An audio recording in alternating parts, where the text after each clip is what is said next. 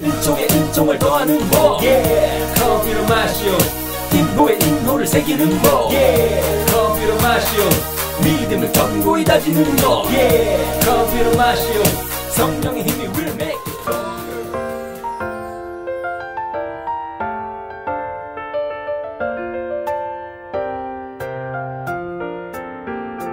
오소서 성령님 주님의 빛 그 빛살을 하늘에서 내리소서 가난한 이 아버지 오소서 은총 주님 오소서 마음의 빛 가장 좋은 위로자 영혼의 기쁜 손님 저 인생 기도두소서 일할 때 휴식을 무더위에 시원함을 슬플 때 위로를 영원하신 생명의 빛 저희 마음 깊은 곳을 가득하게 채우소서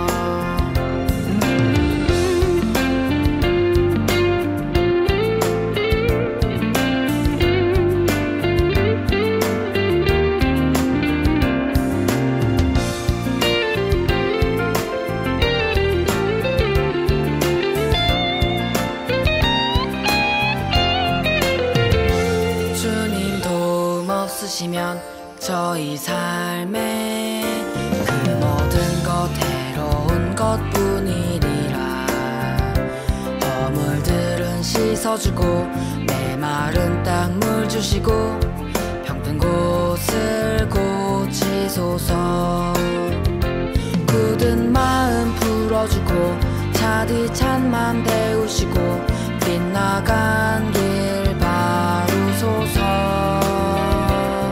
성령님을 굳게 믿고 의지하는 이들에게 성령칠은 베푸소서 떡행 공로 쌓게 하고 구원의 문 활짝 열어 영원 복락 주옵소서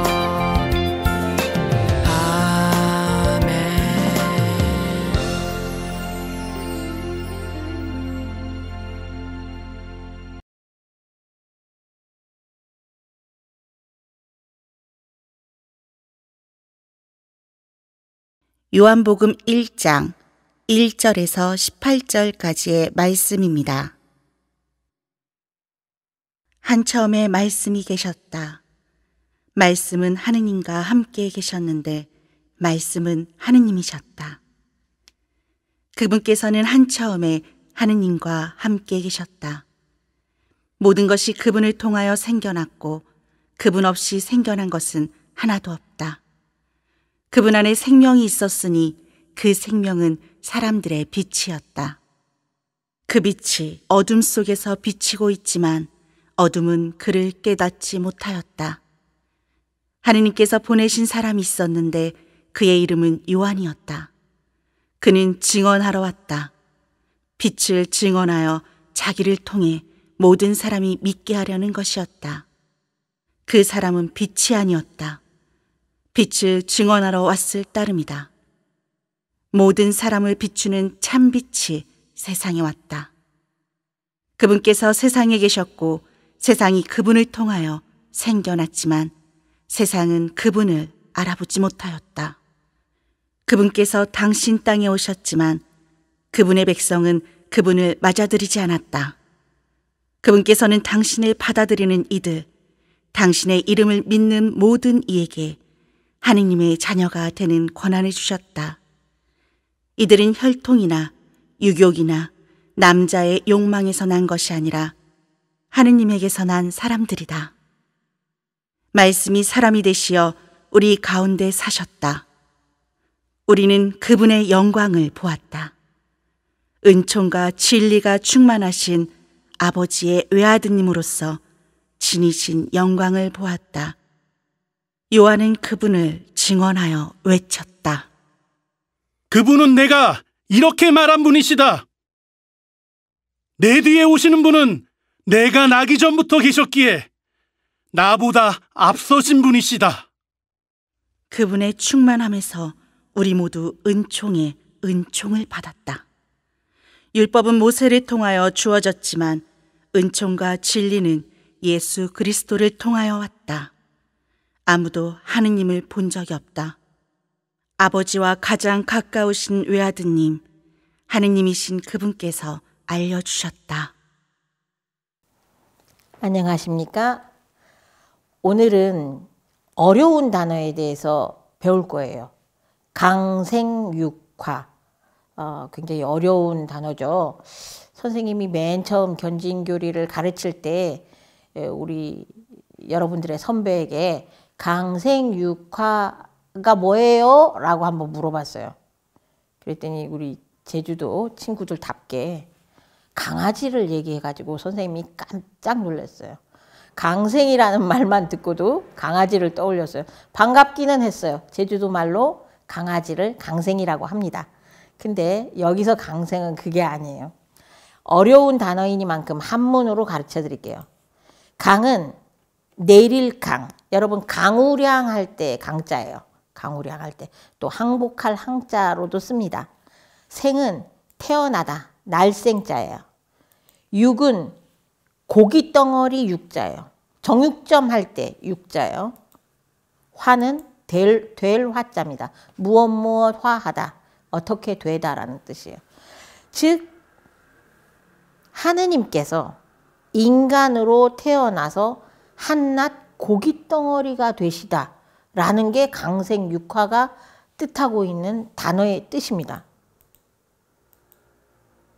근데 여러분 강생만이라도 강생이라는 단어 하나만으로도 이미 하느님이 인간이 되어 오셨다라는 말이 돼요. 근데 육화가 붙음으로써 참 어떤 의미에서 인간의 비천한 의지, 비천한 상태 이거를 잘 말해주는 것 같아요. 인간은 어떤 의미에서 한낱 고깃덩어리에 불과합니다. 제 아는 분 중 한 분이 아버님이 장님이세요. 눈이 머셨는데 그 눈이 멀게 된 사연이 너무 가슴이 아팠어요. 왜냐면 아주 아기 때 그 아버님이 아기 때 그 조부모님이 키우셨대요. 근데 이제 조부모님이 어느 날 밤 아기를 데리고 주무시고 계셨는데 그 밤 사이에 조부모님이 돌아가신 거예요. 할아버지가 돌아가셨어.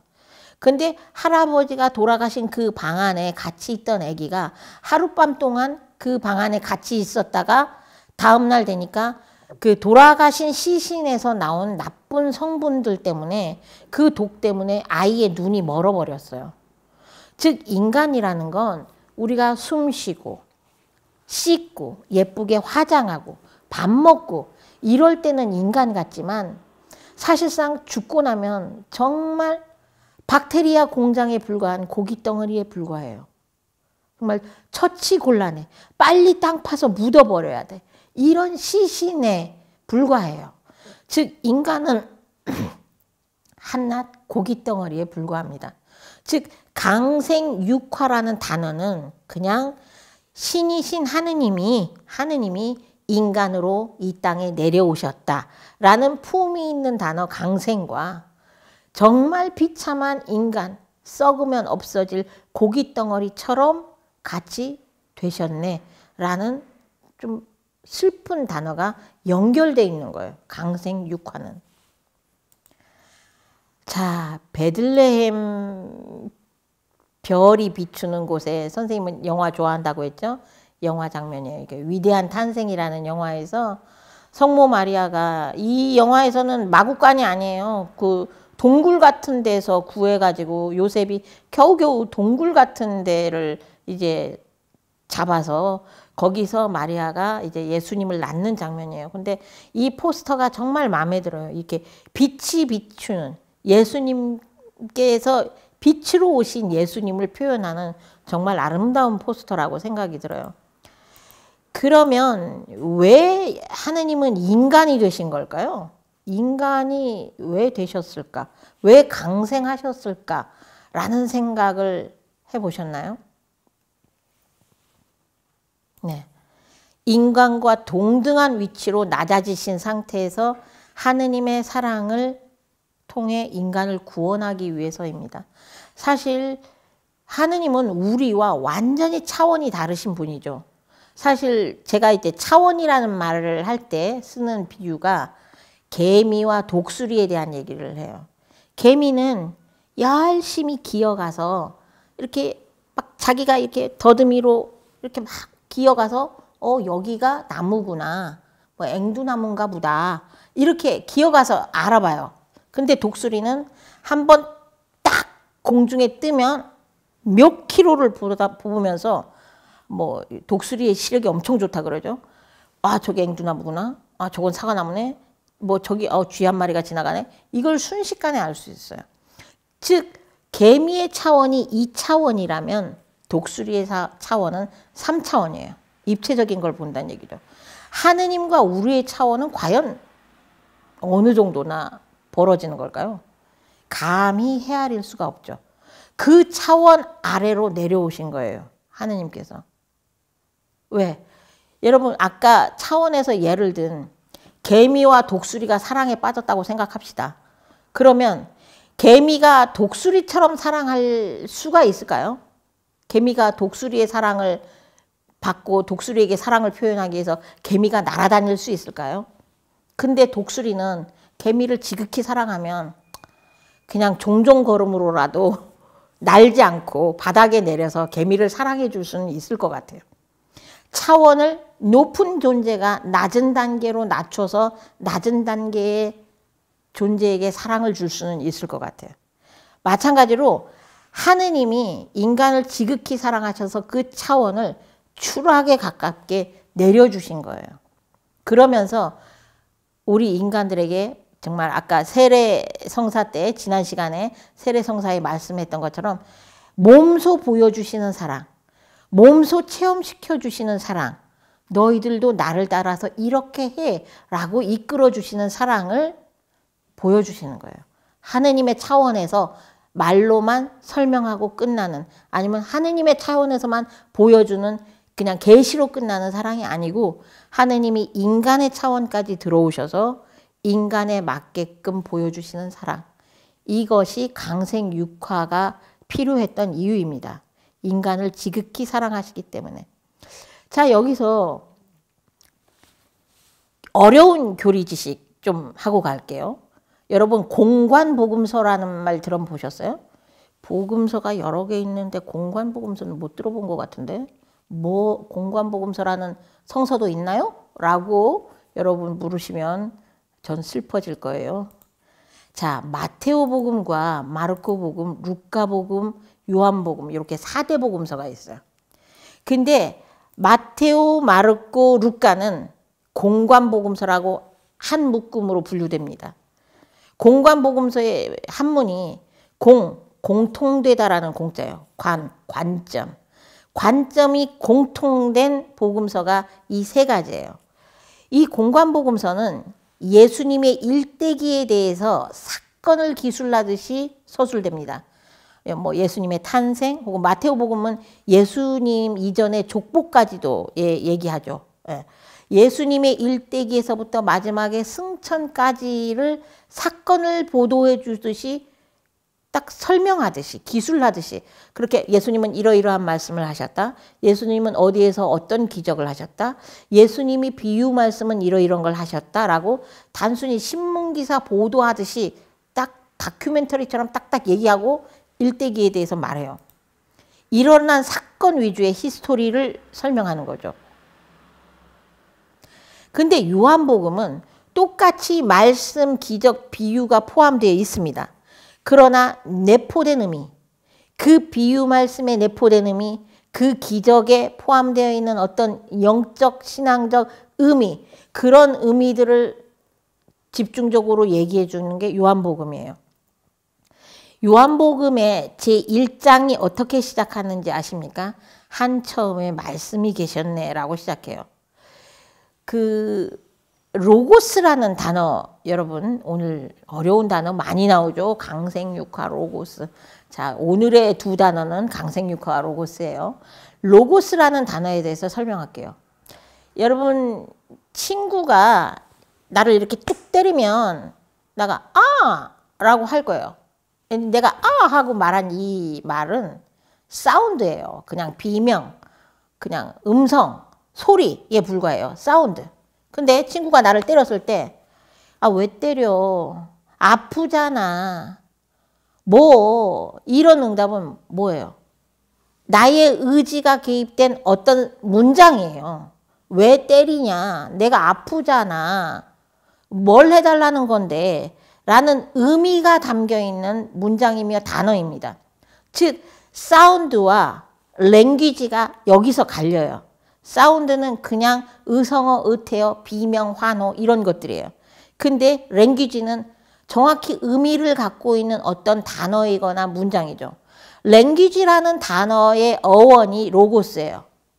로고스는 원래 말이라는 뜻을 갖고 있는데 말은 인간이 의지를 가지고 입으로 뱉어내는 게 말이에요. 즉 뭔가 나의 사고, 나의 이성이 개입하여서 말로 나온 게 랭귀지, 로고스라는 것이죠.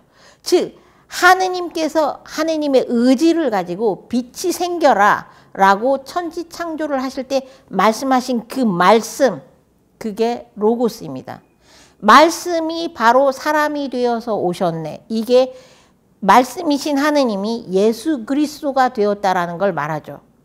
즉 로고스가 말씀, 진리, 그러면서 예수 그리스도 그 자체를 뜻하는 의미가 된 것입니다. 오늘날에 와서는 뭐 법률, 진리, 이성 이런 걸로 이제 그 어원들이 굉장히 변화되는데 우리 가톨릭에서는 로고스는 말씀, 하느님의 말씀 그리고 예수 그리스도 그 자체라는 걸 다시 한번 강조를 해드리고요. 그래서 말씀이 예수 그리스도가 되는 강생육화를 하셨다. 이게 로고스 창가의 첫 대목입니다. 로고스 창가는 요한복음 1장에 나와요.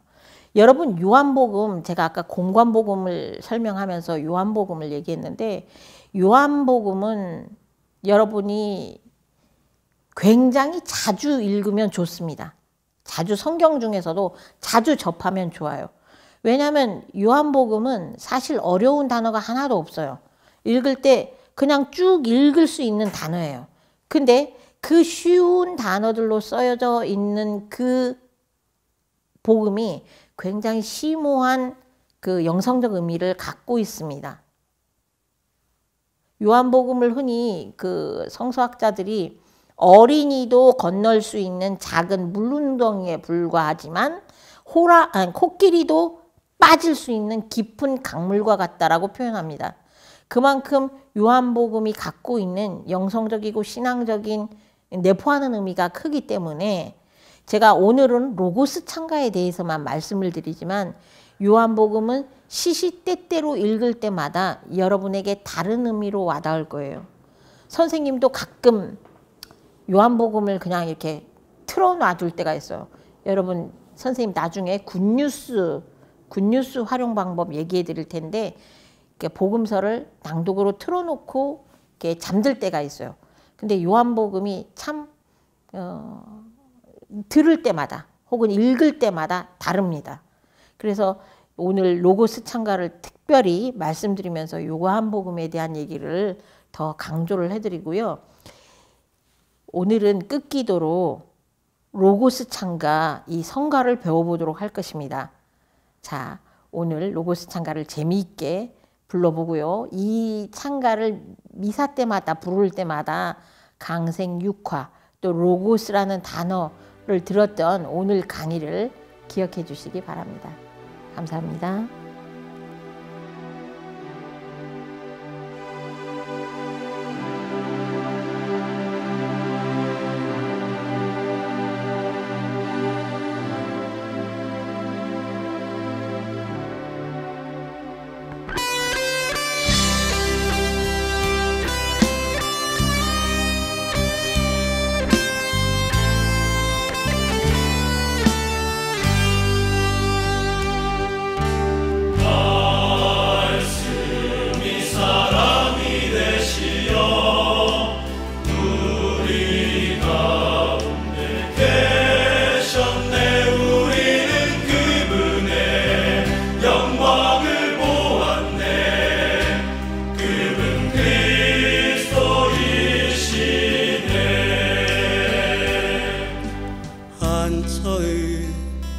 온 천지가 창조되기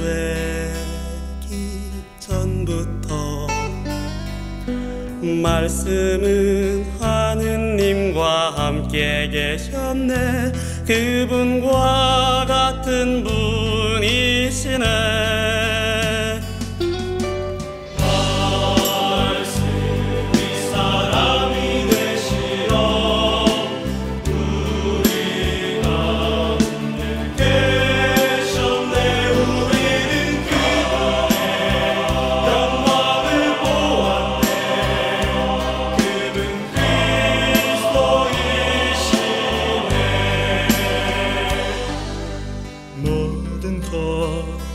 말씀 통해 생겼네, 생겨났네. 모든 건 말씀 통해 생명을 얻고 그분 우리의 빛이시네.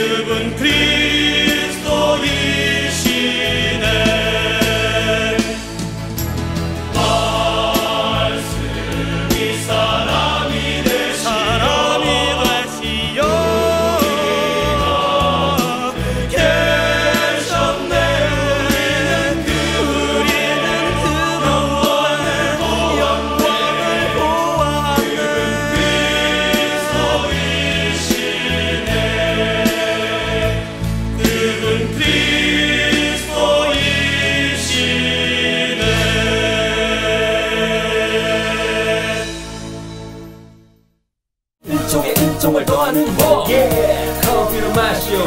인노의 인노를 새기는 법, 컴퓨터 마시오. 믿음을 견고히 다지는 법, 컴퓨터 마시오. 성령의 힘